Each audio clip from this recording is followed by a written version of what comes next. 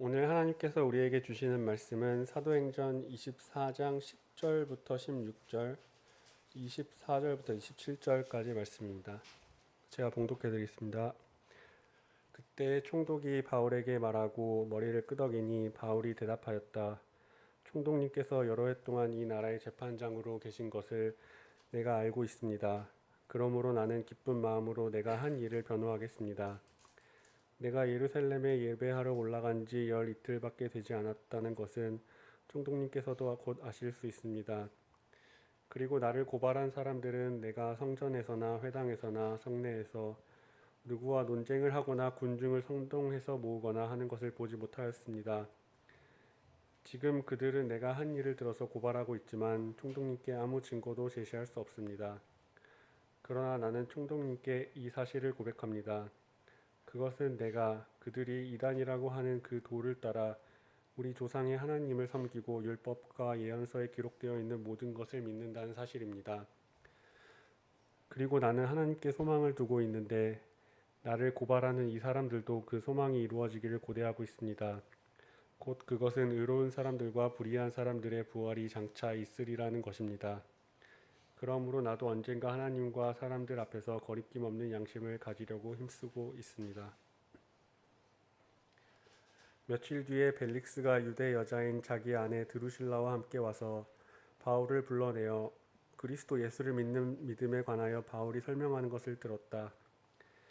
바울이 정의와 절제와 장차 올 심판에 관하여 말할 때에 벨릭스는 두려워서 이제 그만하면 되었으니 가시오.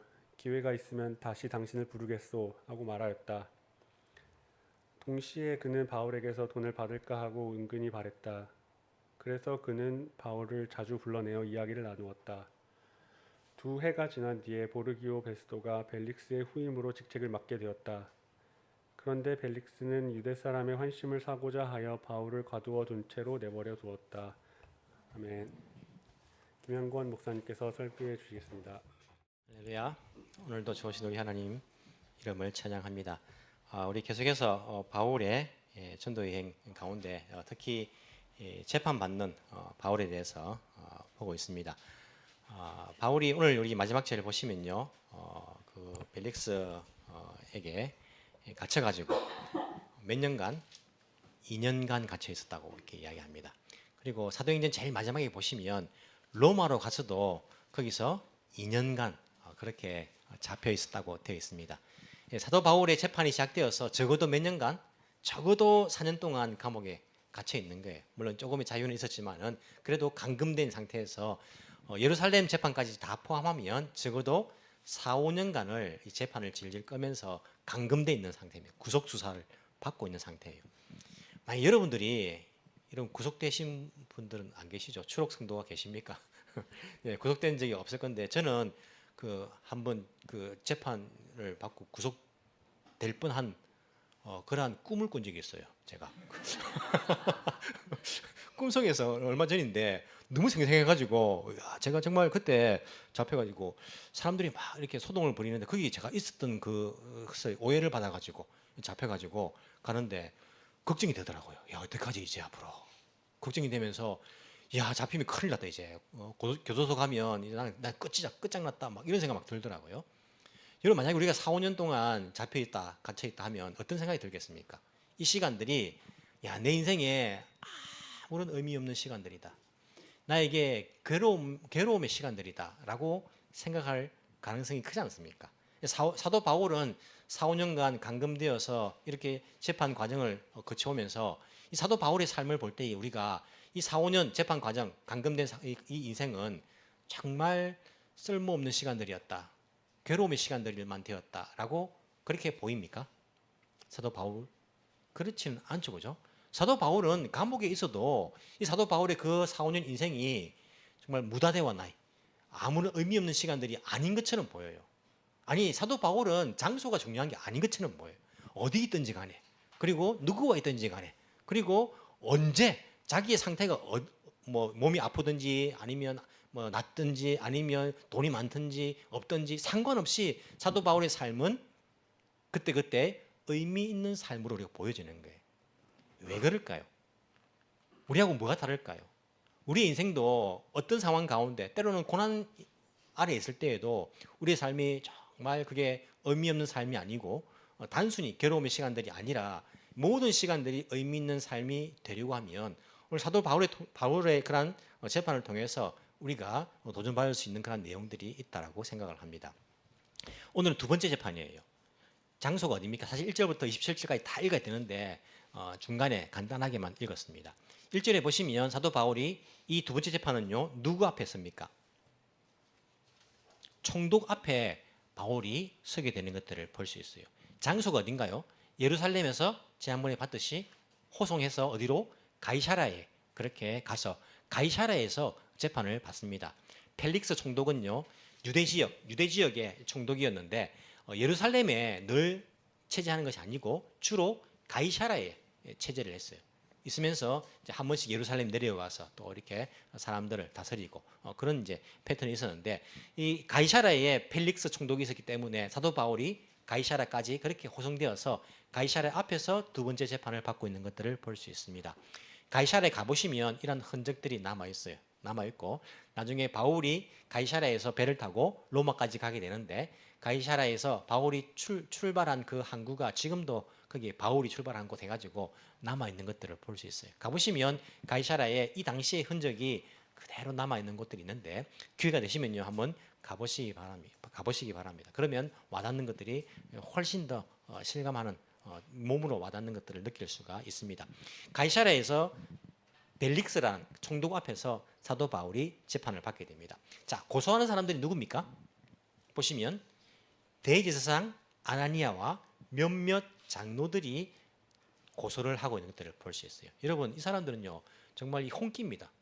마음에 단단한 각오를 하고 이 사도 바울을 고소하고 있는 것들을 볼 수 있어요.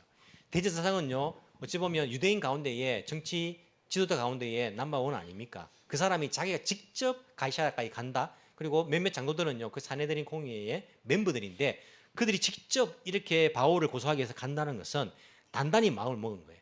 뿐만 아니라 누굴 대동합니까? 변호사를 대동하고 있는 거예요. 더둘로라는 변호사와 함께 갑니다. 자기들이 고소해도 될 건데 이 변호사까지 대동합니다. 더둘로는 누굽니까?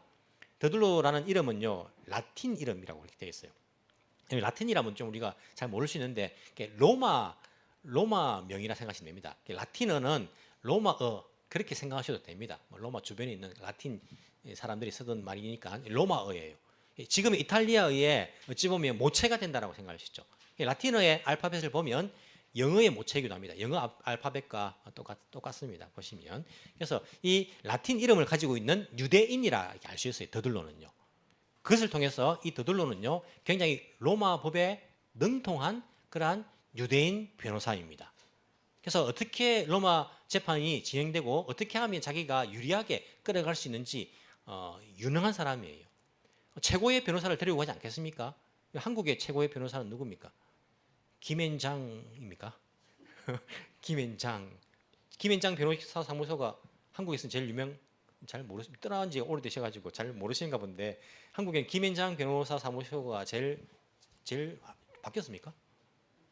저도 모르고 여러분들 모르고 맞죠, 그죠? 김앤장이 최고예요. 최고인데 거기 원래 토프 사람의 이름이 김씨와 장씨 맞죠?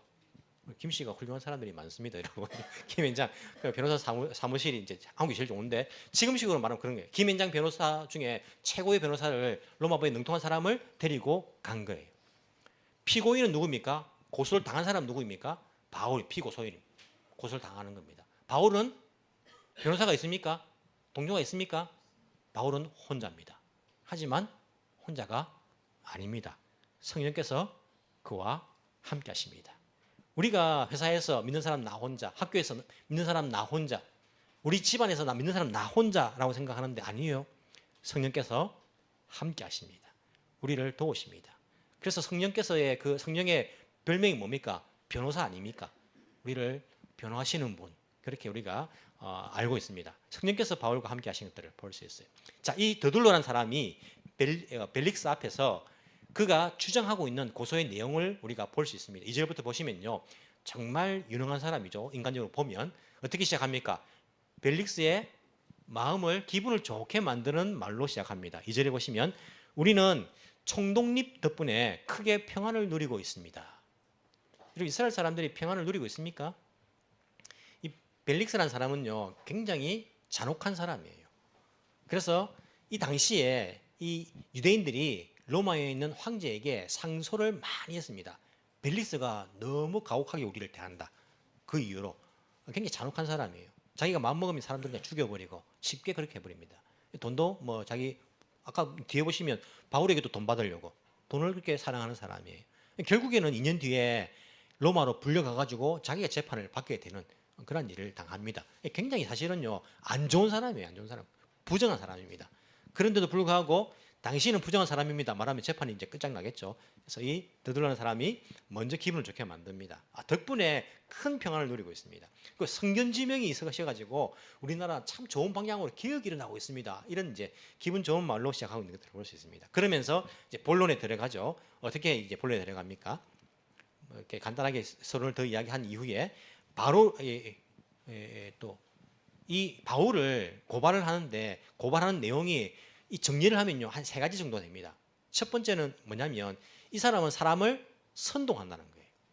사람을 선동해서 이 사람 때문에 밀란이 일어날 수 있는 위험이 있다. 그런 말까지는 안 하지만 사람을 선동하는 사람이다라고 그렇게 고발 내용을 말합니다. 또 한 가지가 뭐냐면 이 사람은 나사렛 도당의 우두머리다. 그렇게 이야기하죠. 5절의 마지막 절을 보시면 세계에 있는 모든 사람들을 이제 소란을 일으킨다는데 나사렛 도당의 우두머리다. 이게 무슨 말이냐면 유대인들은 유대교는 로마로부터 인정받는 종교였어요. 다른 나라들은 황제 숭배를 해야 됩니다. 하지만 유대인들은 유대교의 원리 때문에 황제 숭배를 면제해 줬어요. 유대교는 그냥 인정, 믿어도 괜찮다. 인정해 주는 종교. 왜? 유대교 인정 안 하면 유대인들은 뭐 목숨 걸고 싸우니까 그들은 인정해 주는 겁니다. 그래서 예수 그리스도를 믿는 사람들도 유대인들, 유대교하고 비슷한 그 안에서 일어난 것이니까 인정받을 때에는요, 그것 때문에, 종교 때문에 로마로부터 뭐 이렇게 박해를 받는 일들은 없습니다. 하지만 이 드둘로가 말하는 것은, 저들이 말하는 것은 유대교와 다른 나사렛 도당이다. 우리가 다릅니다. 이단입니다. 다른 종교입니다. 이렇게 이제 주장하고 있는 거예요. 이게 위험한 종교입니다. 라고 그렇게 이야기합니다. 세 번째 고발하는 것이 6절에 보시면 우리의 성전까지도 더럽혔습니다. 라고 이 3가지 내용을 가지고 사도 바울을 고발하고 있는 것들을 우리가 볼 수 있어요. 아주 교묘하게 그렇게 이야기를 잘하죠. 총독이 벨릭스가 그 이야기를 듣고 그렇네, 큰일 났네, 밀란이 일어나면 사람 선동해가지고 내 자리가 위험해지는데 이 녀석 당장 그냥 없애버려야겠다. 혹시 그게 사실이 아니다 할지라도 문제의 근원이 된다 하면 그냥 뭐 죽여버리기 쉬운 거니까 죽이는 게 낫겠다. 그렇게 할 수도 있지만은 벨릭스는 바울에게 10절에 보시면요, 머리로 끌어가더니 바울 보고 이렇게 너도 말해봐라 라고 이야기하는 거예요. 일단은 재판장이에요. 재판장은요 양쪽의 말을 다 들을 의무가 있습니다. 양쪽의 말을 다 듣고 판단하는 거예요. 세상도요 옳다라고 말하는 그런 판단은 양쪽의 말을 다 듣고 하는 것이 옳은 방법이다라고 세상은 이야기하지 않습니까? 한쪽 말만 듣고 그 사람에게 편향된 그런 그러한 결론을 낸다면 그것은 정의롭지 못하다라고 우리가 이야기를 할 것입니다. 세상도 양쪽의 말을 다 듣고 재판을 하는데 우리는 얼마나 내가 친한 사람 말만 믿고 우리가 상대방을 욕할 때가 얼마나 많습니까? 판단할 때가 얼마나 많습니까? 항상 양쪽의 말을 우리가 공평하게 다 들어야 돼요. 아내 말만 들으면 안 되고 남편 말도 들어봐야 되고 부모 말만 들으면 안 되고 자식 말들도 들어봐야 되고 내 친한 친구 말만 들으면 될 것이 아니라 그 상대방이 어떤 의미에서 어떤 상황 가운데 그렇게 했을까, 그 상대방의 입장도 우리가 생각할 수 있어야지 올바른 판단을 할 수 있어요. 한쪽으로 치우친 그런 판단을 해서는 안 될 것입니다. 이 사람도 나름대로 총독이고 나름대로 재판장이기 때문에 양쪽의 말을 다 듣고 있습니다. 특히 청부장이 바울을 보내면서 편지를 써줬어요. 23장에 뭐 나오는데 바울을 무죄인 것처럼 그렇게 편지를 보낸 것이 있어요. 벨릭스는 이미 그 바울이 무죄라는 편지를 가지고 이 재판에 참여하기 때문에 바울에게 이야기할 기회를 주고 있는 것들을 볼 수 있습니다. 바울이 자기 자신을 변호하는데 완벽한 변호입니다. 바울은 원래 말을 잘 하는 사람이 아니에요. 저 사람 말 잘하네 이런 사람이 아닙니다. 그러니까 고린도서에 보시면 고린도에 있을 때에 이 말이 어눌해가지고 바울은 말이 능통하지 못하다라는 그런 이야기를 들은 사람이에요. 글은 참 좋은데 말은 능통하지 못하다는 이야기를 듣는 사람인데 그가 이렇게 자기를 변호하는 걸 보면 성령께서 그에게 재판관 앞에서 어떤 말을 할지를 지혜를 주시고 그 말을 주시는 것들을 볼 수 있습니다. 이 세 가지의 논리를요 다 반박을 합니다. 첫 번째가 사람을 선동한다라고 이렇게 이야기하지 않습니까? 바울이 뭐라 합니까? 나는 이스라엘 사람들을 돕기 위해서 구제금을 가지고 올라왔고 그리고 성전에서 제사를 드리기 위해서 올라왔는데 예루살렘에 올라온 지 12일 만에 잡혔다. 12일 만에 사람을 선동해가지고 밀란을 일으킨다? 말이 되지 않는다. 적어도 사람의 마음을 훔치려고 하면 6개월, 1년 예수님하고 똑같은 어찌 보면 이제 그런 제명을 씌우는 거 아닙니까? 예수님 3년 반 만에 이렇게 잡히셔가지고 당하시거든요. 바울이 12일 만에 그런 일이 일어난다는 것은 이 사람의 말이 잘못됐다는 거예요. 내가 12일밖에 안 됐는데 사람을 선동한다고 그걸 봤다고 증거를 대봐라. 증거를 못 대지 않느냐. 말이 안 된다라고 이야기합니다. 나사렛 도당 그 이단이다. 그 이제 도에 대해서 이렇게 이제 이야기할 때에 사도 바울이 말합니다. 내가 이들이 말하는 나사렛 도당, 내가 그 진리의 그 길에 대해서 있는 사람은 맞다. 하지만 나는 그 길에 있는 사람으로서 구약의 율법들을 다 믿고 있다라고 이야기합니다. 내가 선지서와 구약 율법들을 다 믿고 있다. 그리고 하나님 앞에서 그들과 똑같은 하나님 앞에서 나는 양심에 끄리낌이 없도록 살도록 그렇게 내가 애를 쓰는 사람이다.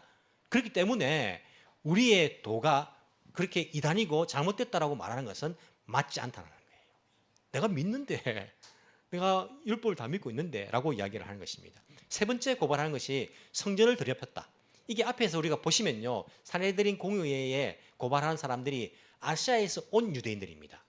아시아에서 온 유대인들인데 이제 에베소에서 온 사람들이 주로 아시아에서 온 유대인들이 바울이 그 각지에서 온 그런 리더들과 함께 이방인들을 성전에 데리고 들어갔다라고 오해를 한 거예요. 데리고 들어가지 않았습니다. 내가 성전에 가서 오히려 정결 제사를 드리기 위해서 난 온 사람인데 나는 성전을 더럽힌 사람이 아니다. 심지어 만약에 나를 고발한 사람이 에베소에서 온 유대인들이라면 그들이 이 자리에 와서 고발해야 되는데 그들이 이 자리에 아무도 오지 않았다라고 이야기하는 거예요. 이게 지금 대제사장과 이 장로들이 나를 고발하는 이 고발은 맞지 않는 고발이다라고 이야기합니다. 무슨 말이냐면 여러분 보십시오. 고발을 할 때에 산헤드린 공의회가 지방법원 예를 들어서 펠릭스 앞이 고등법원, 로마 황제 앞이 대법원 이렇게 이제라고 할 때에 지방법원에 가서 이미 재판을 받았어요. 누가 고발했습니까? 아시아에서 온 유대인들이 이 사람이 성전을 더럽혔다라고 하면서 고발을 한 거예요. 바울이 거기서 1차 재판을 받은 겁니다. 1차 재판을 받았을 때에 자기가 펠릭스 앞으로 그렇게 고등법원으로 올라간 거 아닙니까? 그러면 고소인이 누가 돼야 됩니까? 아시아에서 온 유대인들이 돼야 되는 거예요. 지방법원에 있는 판사가 이 바울을 데리고 고등법원에 재판을 한다고 그렇게 고소인을 갈 수 있습니까? 그건 갈 수 없어요. 아니 그 판사가 어떻게 고소인으로 갑니까? 고소를 그런 그 아시아에서 온 유대인들이 고등법원에도 마찬가지로 나타나가지고 이 사람은 이러한 범죄를 저질렀습니다라고 고소를 해야 되는데 그들은 여기 아무도 없다는 바울이 말하기를. 그들이 여기 아무도 없지 않느냐. 그리고 이 사람들이 제사장과 이 장로들이 나를 고소를 하는데 내가 이들 앞에서 재판을 받았었다. 이들이 알고 있는데 재판의 내용이 무엇이었습니까? 죽은 자의 부활에 관해서 내가 재판을 받았을 뿐이다. 이들에게 물어봐라. 그러면서 이들이 나에게 유죄를 발견한 것이 아무것도 없다라고 그렇게 이야기하는 거예요. 누가 들어도 바울의 이야기를 들으면 벨릭스 앞에 선 바울은 뭡니까? 무죄인 거예요. 이 재판 자체가 잘못된 거예요. 이 대제사장들과 이들도 알기 때문에 민사소송을요. 형사소송인 것처럼 바꿔서 고소하고 있는 것들을 볼 수 있어요. 그냥 성전을 더럽혔다 하면 자기들 문제니까 끝나버리니까 어떻게 합니까? 밀란, 사람을 선동해서 밀란을 일으키고 정치범으로 몰고 가는 거예요. 그게 아니면 이들이 여기까지 와서 고소하는 그러한 어찌 보면 정당성이 사라지기 때문에 그렇게 하고 있는 것들을 볼 수 있습니다. 바울은 철저하게 이게 말이 되지 않는 재판이다라고 이 모든 세 가지의 그런 고소 내용들에 대해서 정확하게 반박하고 있는 것들을 볼 수 있어요. 여러분 이것을 들었던 벨릭스가 어떤 판단을 내릴까요? 어떤 마음이 들까요? 사도 바울은 무죄라는 것들을 알 수 있는 거예요. 천부장의 편지도 있었고 이 사람은 죄를 찾을 수 없다는 것이 있었고 그리고 바울의 말처럼 대제사장과 그리고 이 장로들이 와서 고소인으로 오르는 것 자체가 사실은 잘못되었고 내가 보니까 이 사람이 12일 만에 밀란을 일으킨다. 이건 말도 되지 않는 것이고 무죄라고 그렇게 판단하면 되는데 무죄라고 결론을 낼 수 없는 거예요. 왜 그렇습니까? 대제사장과 장로들은요 유대인들 가운데에 정치 세력 가운데 넘버 원입니다. 이들의 마음이 안 좋아지면 어떻게 하겠습니까? 또 로마에 상소하겠죠. 우리가 이렇게 밀란을 일으킨 사람이라고 고발했는데 풀어줬다 하면 이 벨릭스의 자리가 위험해질 수 있기 때문에 그 사람들 이제 눈치 살핀다고 무죄라고 할 수 없는 거예요. 그렇다 해서 유죄를 할 수 있습니까? 잘못된 판단을 하는 것도 큰 죄가 됩니다. 뿐만 아니라 사도 바울은 그냥 없앨 수 있는 한 명의 그러니까 일개 유대인이 아니라 로마 시민권을 가지고 있는 사람이에요. 함부로 유죄라고 말할 수도 없는 겁니다. 자, 무죄도 유죄도 할 수 없을 때 어떻게 하면 좋겠습니까? 재판을 연기하면 되는 거예요. 재판을 연기하면 되는 것입니다. 언제까지? 천부장이 22일에 보시면요. 천부장 루시아가 내려올 때까지 재판 연기를 하는 거예요. 천부장 루시아는 언제 내려옵니까? 자기 마음대로 내려옵니까? 총독이 부르면 내려오는 거예요. 총독이 안 부르면 못 내려오는 거예요. 이 연기가 얼마나 자기 유리한 것인지 벨릭스가 천부장을 안 부르면 그때까지 재판은 연기입니다. 자기가 그만둘 때까지 2년 동안 계속 연기가 된 거예요. 대제사장은 돌아가 버리고 이렇게 해서 사도 바울을 풀어주지도 못하고 그리고 죽이지도 못하고 그냥 감금 상태에서 하지만 조금 자유를 주는 거예요. 로마 시민이기도 하고 무죄인 것을 알기 때문에 자유를 주면서 다른 사람 만나는 것도 금하지 않으면서 계속 2년 동안 가둬둔 것들을 볼 수 있습니다. 그때에 며칠 이후에 보시면요. 24절에 벨릭스가 자기 아내 드루실라가 유대 여자라고 이렇게 말하는데 정확하게는 유대 여자가 아닙니다. 드루실라는 헤롯 대왕의 정손녀입니다. 자기 아버지가 헤롯 안티파스 1세입니다. 헤롯 안티파스 1세는 어떤 사람입니까? 사도 야고보를 죽인 사람이에요. 사도 야고보가 이 드루실라의 아버지 헤롯 안티파스로부터 순교를 당했어요. 나중에 우리가 뒤에 보시면 헤롯 안티파스 2세가 이제 등장하는데 자기 오빠 좀 되겠죠, 그죠? 그 여자입니다. 이 헤롯 가게는요 완벽한 유대인은 아니에요. 이두메인이라고 그렇게 말하죠. 이두메인은 에돔 사람과 유대인의 피가 섞인 거예요.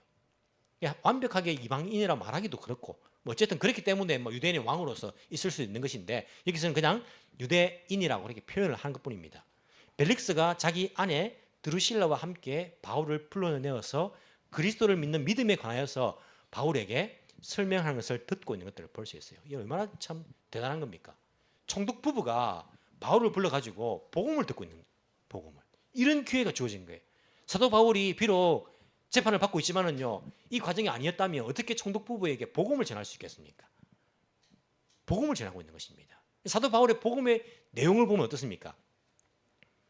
25절에 바울이 정의와 절제와 장차 올 심판에 관해서 복음을 전하는 거예요. 만약 여러분이라면 죄수로 갇혀 있습니다. 그리고 나의 목숨을 좌지우지할 수 있는 총독, 재판관, 부부가 앞에 있는 거예요. 복음을 전해야 됩니다. 어떤 말을 전할까요? 제일 듣기 좋은 말로. 예수 믿으면요, 와, 총독님, 총독의 그 고난이 길어질 것이고, 예수 믿으면 구원받고 복을 받고 늘 기뻐할 것이고 문제가 다 해결되고 정말 좋은 그런 선택이 될 것입니다. 이 좋은 말로 이렇게 할 거 아닙니까? 우리가 보통 총독이 아니라도 친구들한테 복음을 전할 때 어떻게 합니까? 좋은 말로, 싫은 말보다, 무서운 말보다 예수 믿으면 좋습니다. 마음이 평안이 오고요. 그리고 담임 기도하면 또 기도가 이루어지고요. 우리 가운데 이런 이야기를 많이 할 거지 않습니까? 하지만 복음은 정말 그 듣기 좋은 소리로 사람을 유혹하는 그러한 유혹이 아니에요. 복음은 구원을 위해서 그들에게 정확하게 진리를 전달하는 것입니다. 사도 바울은 이들에게 정의와 절제와 심판에 관해서 이야기하는 거예요. 벨릭스가 반응이 어떻습니까? 두려워해가지고 그만해라는 거예요. 그가 왜 두려워했을까요? 자기가 부정한 사람이기 때문에. 자기 아내도 사실은요 시리아 왕의 아내였어요. 제가 곤모술수를 써가지고 이 여자가 굉장히 이쁘고 아름답고 이렇게 유명한 여자였는데 그 여자를 뺏어온 거예요. 삶 자체가 결혼 생활도 그렇고 자기의 통치도 그렇고 삶 자체가 부정한 삶을 살고 있었던 거예요. 그렇기 때문에 사도 바울이 정의와 절제와 장차올 심판에 관해 이야기하는데 두려워할 수밖에 없는 것입니다.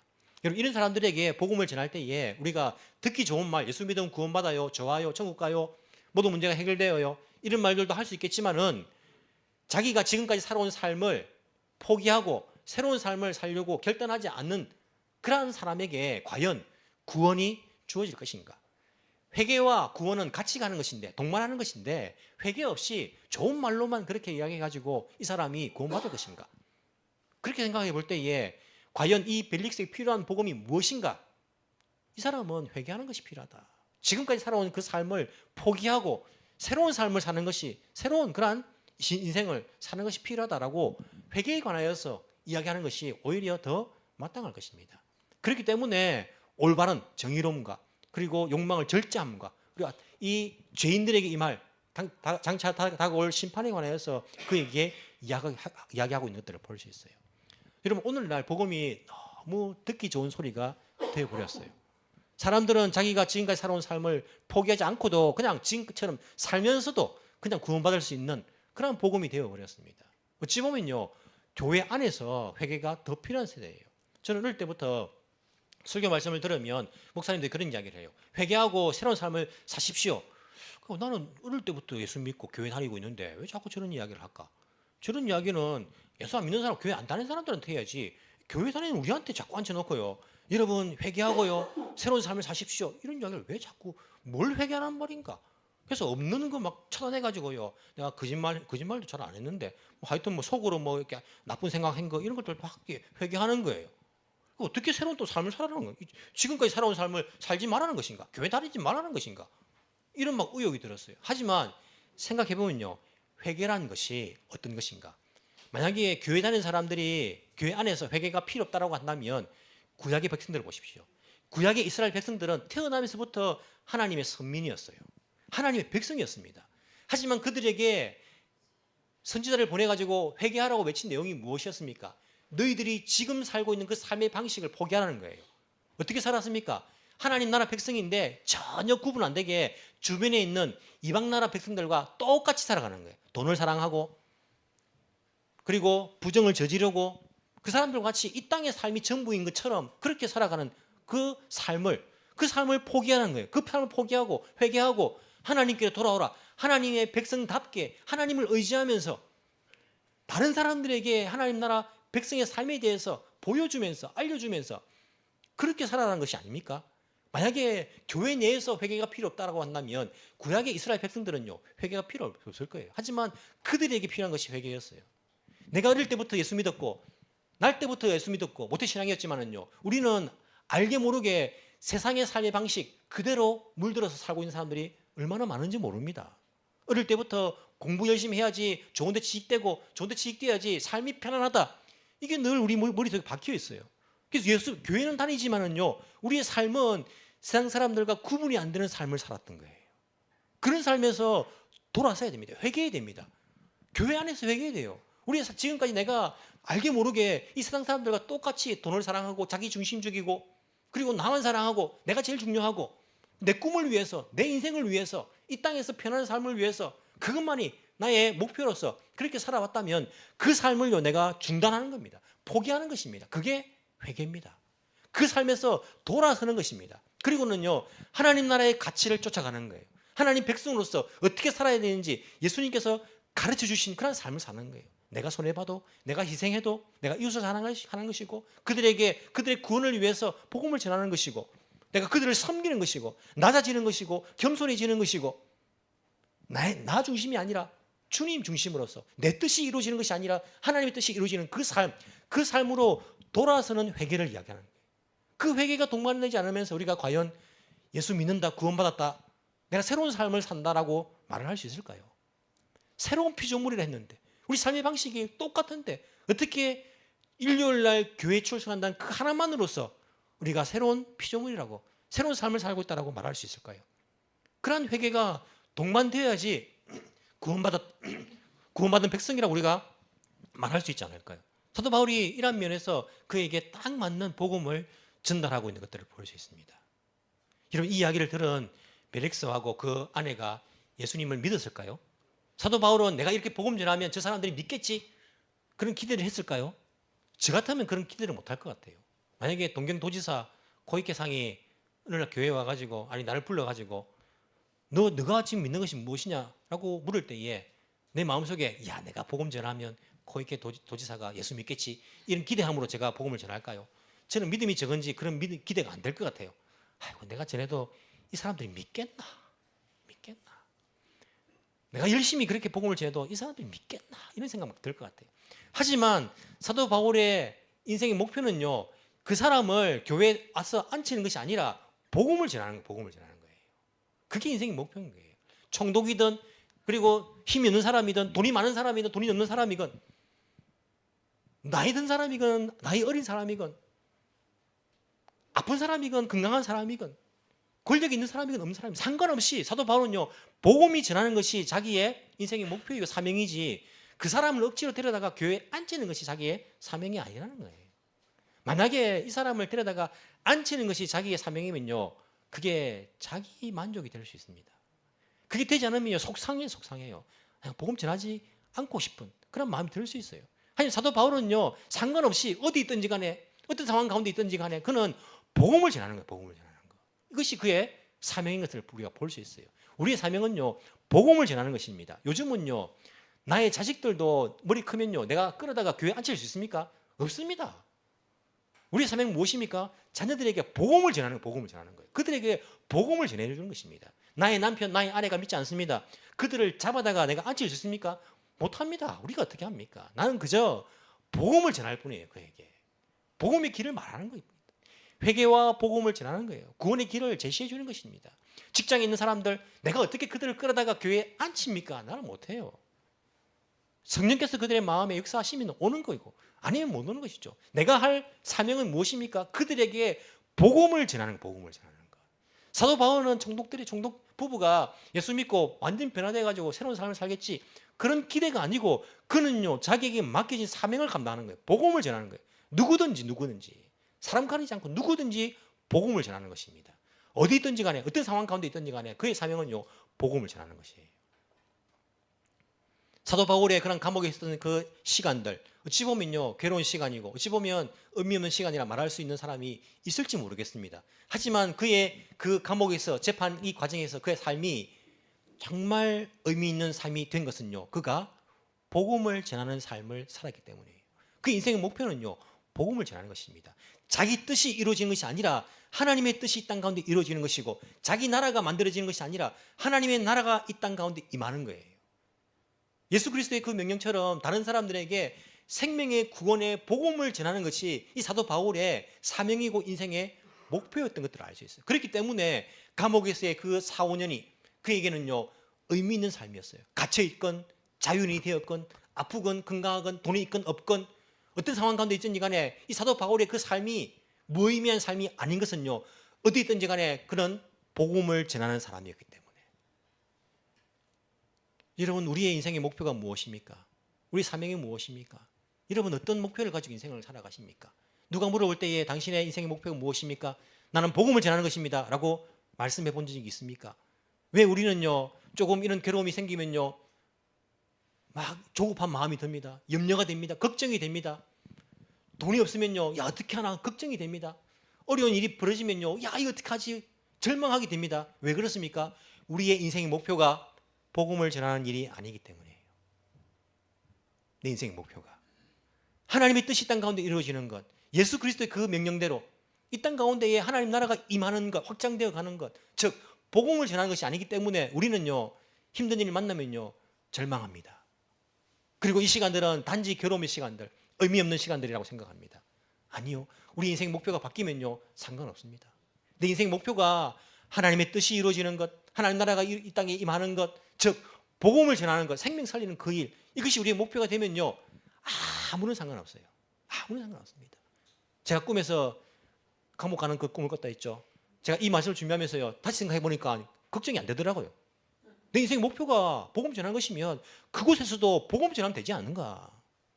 내 명성이 떨어질까 뭘 걱정하느냐? 그게 다 나 중심이에요. 내가 다른 사람들의 손가락질 당할까 봐, 내 명성이 떨어질까 봐, 이게 염려가 되는 거예요.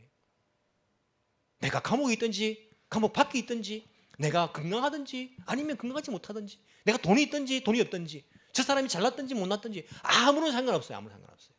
이 시간이 좀 더 길어져도 아무런 상관이 없습니다. 그들에게 나는 복음을 전하는 것이 나의 목표이기 때문에. 우리 인생 가운데에 다른 사람들이 물어볼 때에 당신의 인생의 목표가 무엇입니까? 물어보면요, 우리 대답이 나는 주의 복음을 전하는 것입니다. 그런 대답이 되기를 원합니다. 주님 앞에 설 때에 주님, 저는 주님의 그 복음을 전하는 것이 나의 인생 목표였습니다. 얼마나 멋있습니까, 여러분? 그런 인생을 살아가야 되지 않겠습니까? 사도 바울처럼 인생의 어려움도 고난도 단 한순간도 의미 없는 시간이 되지 않는 것은요, 그 가운데 조급해하지 않는 것은요, 낙망하지 않는 것은요, 우리의 인생의 목표가 복음을 전하는 것이 될 때, 그것도 내 꿈이 아니고요, 내 욕심이 아니고요, 아니 하나님의 그 뜻이 이루어지는 것으로 복음을 전하는 것, 생명 살리는 것, 이것이 나의 목표가 되고 사명이 될 때에 우리 이 땅 가운데에 진정한 예수 그리스도의 제자로서 살아갈 수 있게 되리라고 확신합니다. 이러한 삶을 함께 살아보지 않겠습니까? 기도드리겠습니다. 사랑과 은혜가 풍성하신 하나님 아버지, 오늘 말씀을 통하여서 바울을 통해 주의 말씀을 묵상하게 하심을 감사드립니다. 정말 억울하게 재판장 앞에 섰지만 바울은 담대하게 복음을 전거했고, 사람들의 눈치를 보며 주저한 것이 아니라 그에게 있는 그 진리의 말씀을 상대가 누구든 상관없이 복음을 전한 것처럼 우리들도 이 세상 속에서 믿음 지키며 담대하게 그 복음을 전할 수 있는 그러한 주의 제자들이 다 되게 인도하여 주옵소서. 바울이 무죄를 변호하면서도 나는 부활의 소망을 가진 자라고 고백했던 것처럼 저희들도 억울한 상황과 힘든 환경 가운데서도 복음의 소망을 가진 자로 살아갈 수 있는 은혜를 허락하여 주시옵소서. 벨릭스와 그 부부에게 정의와 절제와 장차올 심판을 전거했듯이 우리도 많은 사람들에게 그들에게 맞는 그 복음을 진리대로 전할 수 있는 그러한 지혜를 허락하여 주시옵소서. 2년 동안, 나중에 또한 더 2년, 4, 5년을 감옥에 갇혀 있었지만은 조급해하거나 불안해하지 않았던 것은 그의 목표가 자기 뜻이나 성공이 아니라 주의 뜻, 주의 나라, 복음을 전하는 것이었기 때문인 것을 잘 알고 있습니다. 우리의 인생의 목표도 세상의 꿈이 아니라 복음을 전하는 것이 되게 하여 주옵소서. 내 뜻을 빨리 이루기 위해서 불안해하고 조급해하는 그러한 불신앙의 모습이 아니라 주님의 뜻을 이루어지기를 소망하며 주의 때를 기다릴 수 있는 그 믿음을 허락하여 주시옵소서. 주님, 우리가 결단하기를 원합니다. 누군가 우리에게 인생의 목표에 대해서 묻거든 나의 목표는 복음을 전하는 것입니다라고 고백할 수 있는 성도들이 다 되게 하여 주옵소서. 살아계신 예수님 이름으로 기도합나이다. 아멘.